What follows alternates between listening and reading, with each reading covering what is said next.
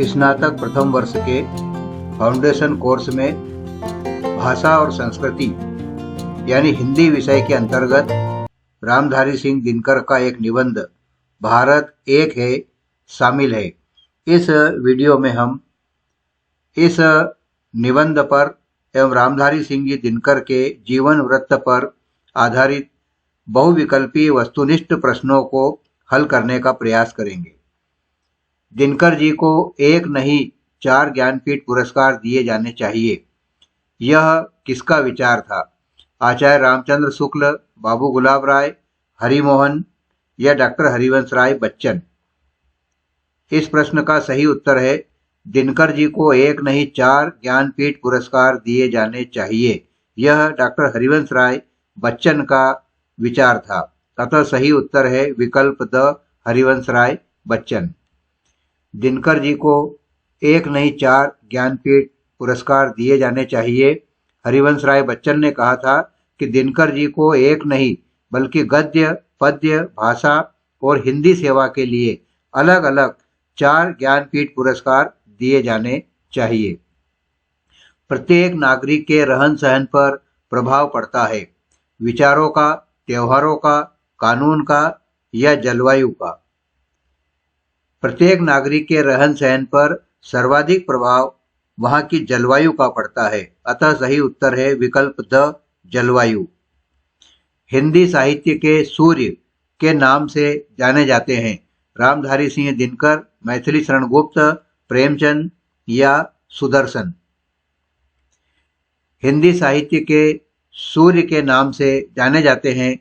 इस प्रश्न का सही उत्तर वैसे तो इन 4 विकल्पों के संदर्भ में रामधारी सिंह दिनकर ही होगा।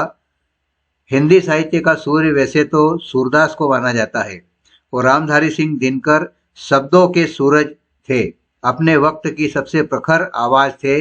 ऐसे विचार उनके बारे में भी व्यक्त किए गए हैं। इसलिए इस प्रश्न का सही उत्तर है विकल्प अ रामधारी सिंह दिनकर। रामधारी सिंह दिनकर का जन्म कब हुआ था? 23 सितंबर 1908, 23 मई 1908, 23 जून 1908 या 23 जुलाई 1908? रामधारी सिंह दिनकर का जन्म 23 सितंबर 23/9/1908 को हुआ था। दिनकर जी की किस रचना को ज्ञानपीठ पुरस्कार से सम्मानित किया गया? रेणुका, हुंकार, उर्वशी या रसवंती?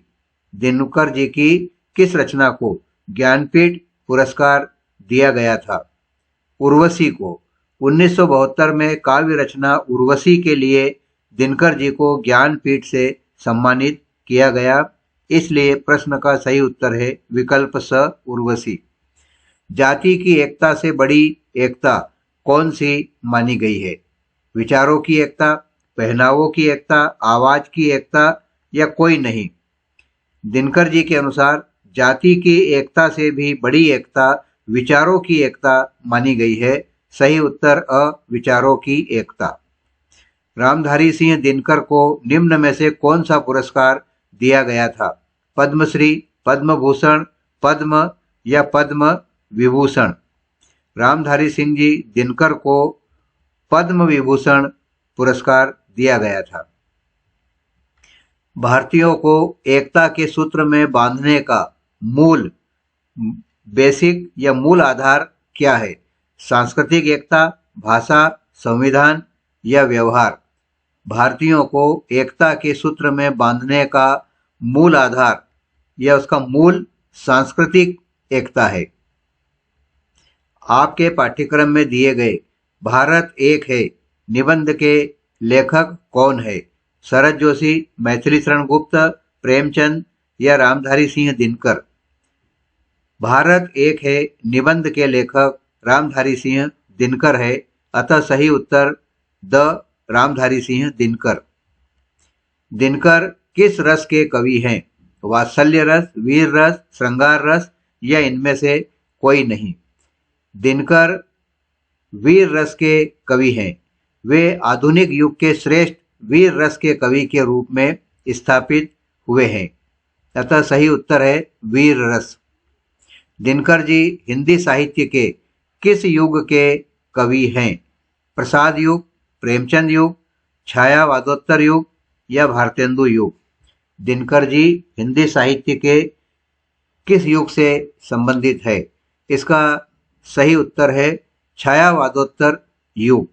छायावाद के पश्चातवर्ती समय में दिनकर जी का साहित्य सृजित हुआ, इसलिए इन्हें छायावादोत्तर युग के कवि के रूप में जाना जाता है।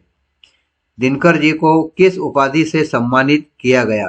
राष्ट्रपिता, राष्ट्रपति, राष्ट्रकवि या राजकवि? दिनकर जी को राष्ट्रकवि की उपाधि से सम्मानित किया गया था।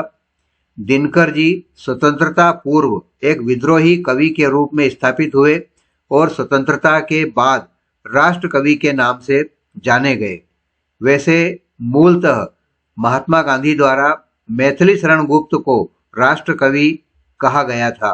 मैथिली शरण जी को महात्मा गांधी ने राष्ट्रकवि की उपाधि दी थी, लेकिन यह स्वतंत्रता के पूर्व की बात है, इसलिए स्वतंत्रता के पश्चात यदि राष्ट्रकवि किसी को कहा जाएगा तो वो है रामधारी सिंह जी दिनकर। अतः इसका सही उत्तर हुआ दिनकर जी को किस उपाधि से सम्मानित किया गया था? दिनकर जी को राष्ट्रकवि की उपाधि से सम्मानित किया गया। भारत एक है किस प्रकार का निबंध है? सांस्कृतिक, सामाजिक, धार्मिक या आर्थिक?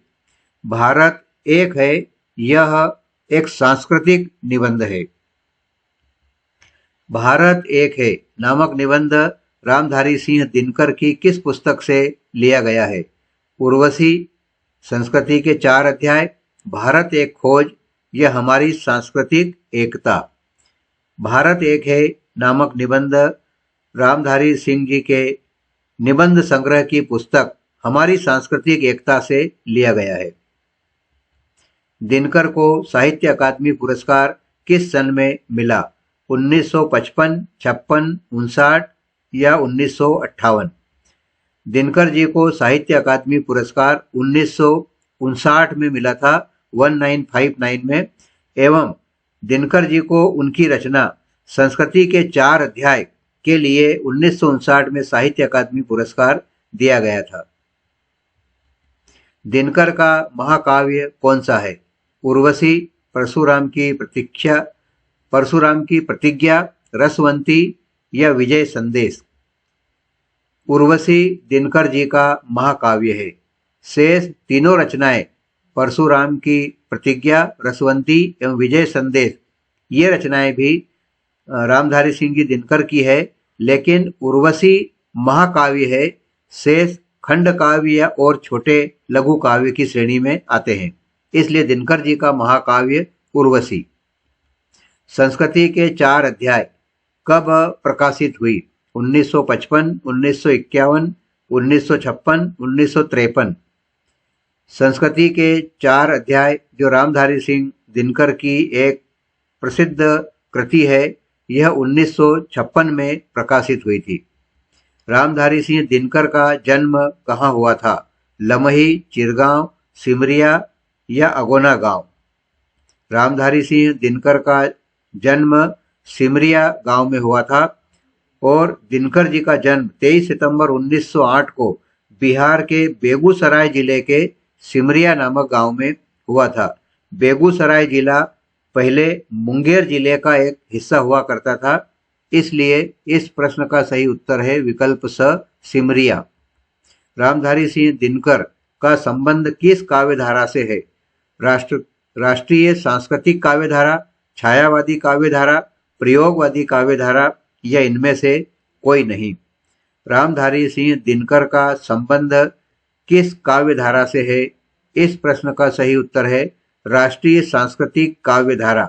दिनकर जी राष्ट्रीय सांस्कृतिक काव्यधारा के प्रतिनिधि के रूप में हिंदी साहित्य में स्थापित है।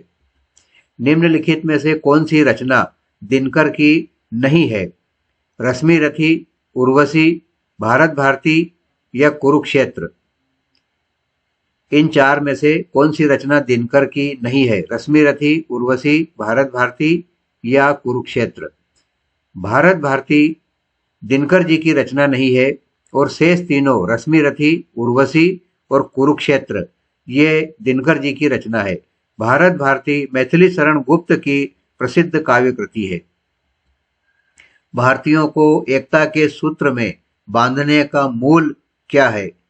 मूल आधार क्या है? भाषा, संविधान, सांस्कृतिक एकता या पहनावा? भारतीयों को एकता के सूत्र में बांधने का मूल सांस्कृतिक एकता है। सांस्कृतिक एकता ही वह मूल आधार है जो भारतीयों को एक सूत्र में बांधती है, एक करती है। कृष्णा नदी से लेकर कुमारी अंतरीप तक का भाग कैसा दिखाई देता है? प्रायद्वीप जैसा, महाद्वीप जैसा, द्वीप जैसा या तट जैसा? प्रायद्वीप जैसा। कृष्णा नदी से लेकर कुमारी अंतरीप तक यानी सुदूर दक्षिण तक का भाग भारत भूमि का प्रायद्वीप के समान दिखाई देता है। भारत एक है पाठ किस विधा में लिखा गया है? कहानी, व्यंग, काव्य या निबंध?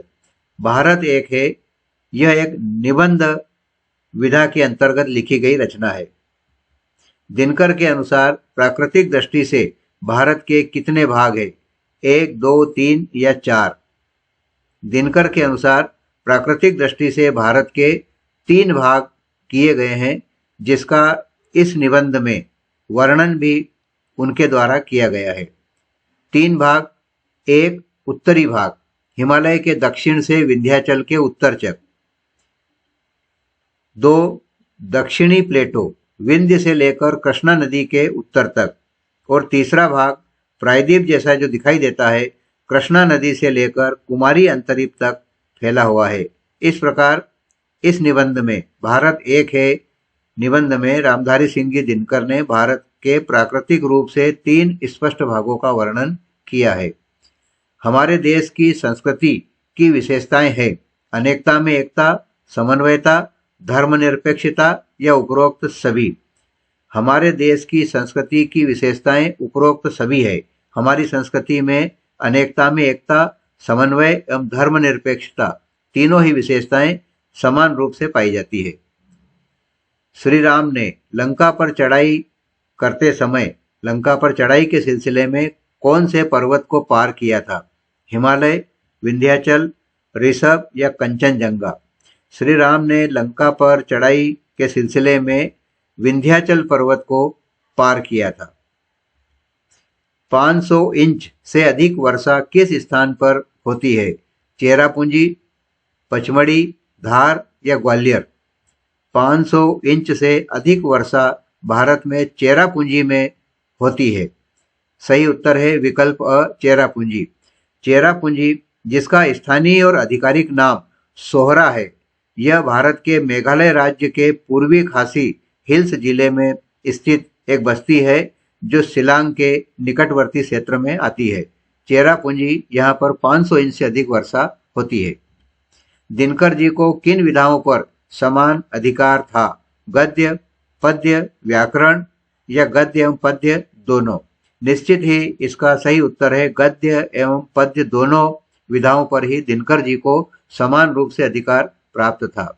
प्रत्येक नागरिक के रहन सहन पर सर्वाधिक प्रभाव किसका होता है? कानून का, विचारों का, वहां की जलवायु का या त्योहारों का? प्रत्येक नागरिक के रहन सहन पर सर्वाधिक प्रभाव वहां की जलवायु का होता है और उनके रहन सहन पर जलवायु का स्पष्ट प्रभाव सर्वाधिक रूप से दिखाई भी देता है।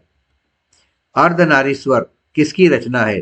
रामधारी सिंह दिनकर, नामवर सिंह, रामचंद्र शुक्ल, हजारी प्रसाद द्विवेदी? अर्धनारीश्वर रामधारी सिंह दिनकर जी की एक प्रसिद्ध रचना है। दिनकर जी का जन्म बिहार के किस जिले में हुआ था?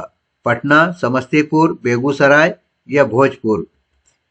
दिनकर जी का जन्म बिहार के बेगूसराय जिले में हुआ था और 2 अक्टूबर 1972 ईस्वी में मुंगेर से अलग होकर बेगूसराय एक जिले के रूप में अस्तित्व में आया था। इसलिए अनेक स्थानों पर दिनकर जी के जन्म को मुंगेर जिले के रूप में लिखा गया है।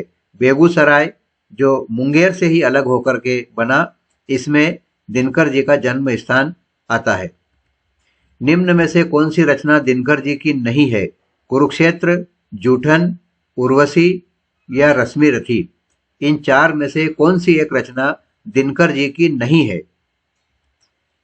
जूठन दिनकर जी की रचना नहीं है और शेष तीनों यानी कुरुक्षेत्र, उर्वशी और रश्मिरथी ये दिनकर जी की रचनाएं हैं।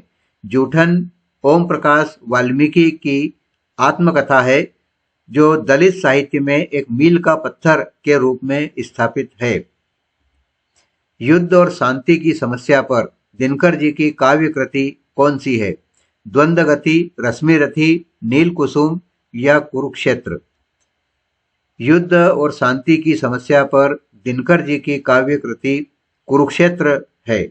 कुरुक्षेत्र हिंदी में एक कथात्मक कविता है जिसे द्वितीय विश्व युद्ध के बाद के वर्षों में लिखा गया था और यह महाभारत के शांति पर्व पर आधारित है। यह रामधारी सिंह दिनकर के युद्ध और शांति के संबंध में उनके विचार, उनके दृष्टिकोण का प्रतीक है। इसलिए इस प्रश्न युद्ध और शांति की समस्या पर दिनकर जी की काव्य कृति कौन सी है का सही उत्तर होगा द कुरुक्षेत्र। इस वीडियो को आपने अंत तक देखा, बहुत बहुत धन्यवाद। ऐसे ही और उपयोगी वीडियो प्राप्त करने के लिए, समय पर प्राप्त करने के लिए इस चैनल को अवश्य सब्सक्राइब करें। धन्यवाद।